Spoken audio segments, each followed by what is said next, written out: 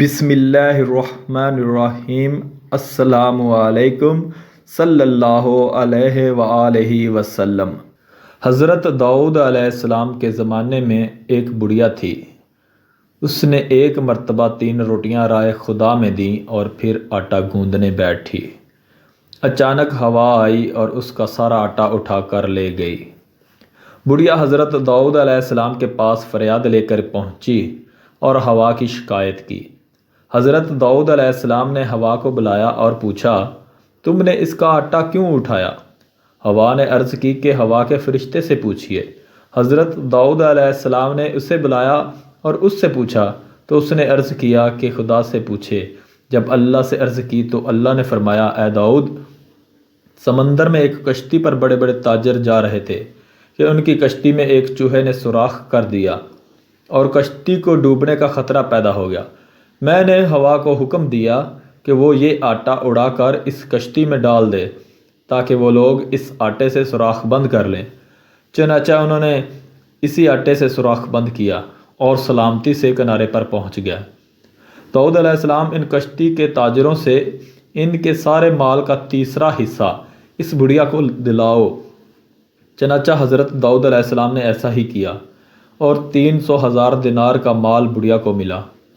حضرت داؤد علیہ السلام نے فرمایا، یہ اس کی 3 روٹیوں کے صدقہ کی برکت ہے۔ حضرت اکرامہ رضی اللہ تعالی عنہ فرماتے ہیں کہ ایک ملک کا بادشاہ بہت ظالم اور کنجوس تھا۔ اس نے اپنے ملک میں یہ اعلان کر دیا کہ کوئی بھی کسی فقیر یا مسکین پر کوئی چیز صدقہ نہ کرے، کوئی کسی غریب کی مدد نہ کرے۔ اگر کسی نے ایسا کیا تو میں اس کا ہاتھ کاٹ دوں گا۔ یہ خبر سن کر لوگوں میں سنسنی پھیل گئی۔ اب ہر کوئی صدقہ دینے سے ڈرنے لگا۔ ایک دن ایک فقیر مجبور ہو کر ایک عورت کے پاس آیا اور کہا، اللہ کی رضا کی خاطر مجھے کچھ کھانے کے لیے دو۔ تو عورت بولی، ہمارے ملک کے بادشاہ نے اعلان کیا ہے کہ جو کسی کو صدقہ دے گا اس کا ہاتھ کاٹ دیا جائے گا۔ فقیر نے کہا، تم مجھے اللہ پاک کی رضا کی خاطر کوئی کھانے کی چیز دو۔ عورت کو اس فقیر پر بہت ترس آیا اور اس نے بادشاہ کی ناراضگی اور سزا کی پرواہ کیے بغیر اللہ کی رضا کے لیے اس فقیر کو 2 روٹیاں دے دیں۔ فقیر دعائیں دیتا ہوا وہاں سے چلا گیا۔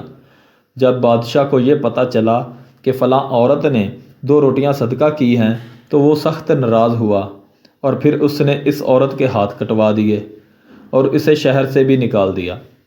اس عورت کا ایک شیرخوار بچہ بھی تھا جسے اس نے اپنے کندھوں پر سوار کروایا اور شہر سے باہر چلی گئی۔ رستے میں اسے بہت سخت پیاس لگی۔ پاس ہی دریا تھا۔ اس نے سوچا پانی پی لینا چاہیے۔ یہ سوچ کر وہ دریا کے پاس گئی اور جھک کر اس میں سے پانی پینے لگی۔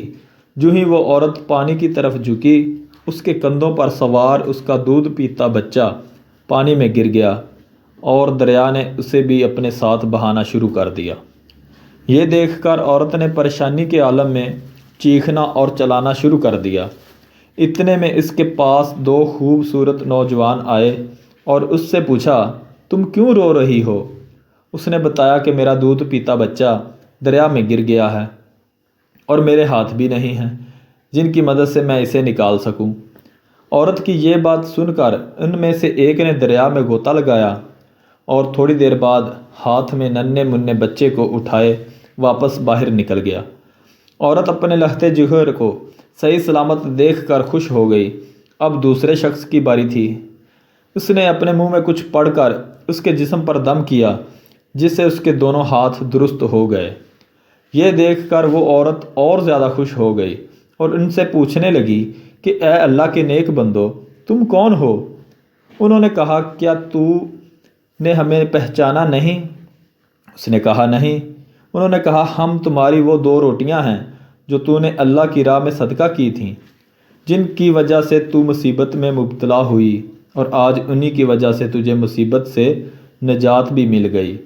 صدقہ بہت ساری مصیبتوں سے بچاتا ہے، اس لیے صدقہ دینے والی عادت کو اپنائیں اور غریبوں کا احساس کریں۔ اللہ تعالیٰ آپ پر اپنا فضل و کرم کرے گا انشاءاللہ۔ اللہ حافظ۔